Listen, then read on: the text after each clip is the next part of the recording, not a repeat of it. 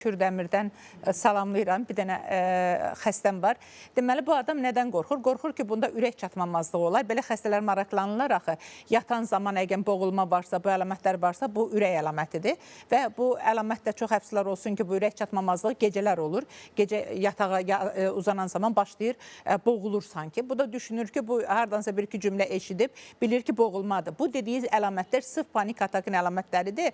Və təzyiqdə sifariş kimi hər gün saat 11-də qalxırsa, bu yenə təzyiq hesab olunmur. Çünki təzyiq müxtəlif günün müxtəlif vaxtlarında qalxa bilər. Səhər, günorta, axşam, hər gün eyni vaxtda təzyiq qalxırsa və eyni vaxtda ürək ağrıyırsa, bu bir mənalı panik atakdır. Bir mənalı. Çünki yaşı ona uyğun, dediyi əlamətlər ona uyğun. Panik atak, bax, dediyi kimi təzyiq qalxır, ürək döyüntüləri olur, ölüm qorxusu, boğuluram, narahatam, elə bilirəm, sırf ətrafdakılar məni hər yan üstümə gəlir, evlər üstümə gəlir. Panik atakın əlamətləri də normal özünün güvəndiyi ya nevroloq, ya psixoloq və onu qeyd edim ki, hətta psixiatrı da müraciət edə bilərlər. Bizim insanlar nədənsə nevropatoloqdan və yaxud da ki, psixiatrdan qorxurlar ki, mən dəliyəm, gedim o həkimə. Yəni, əslində dəlilər getmir. Əslində, adını çəkdiyiniz dərmanları peçasız, möhürsüz də vermək olar. O elə bir dərman deyil ki, o möhürsüz olsun. İstənilən bir dərmanı.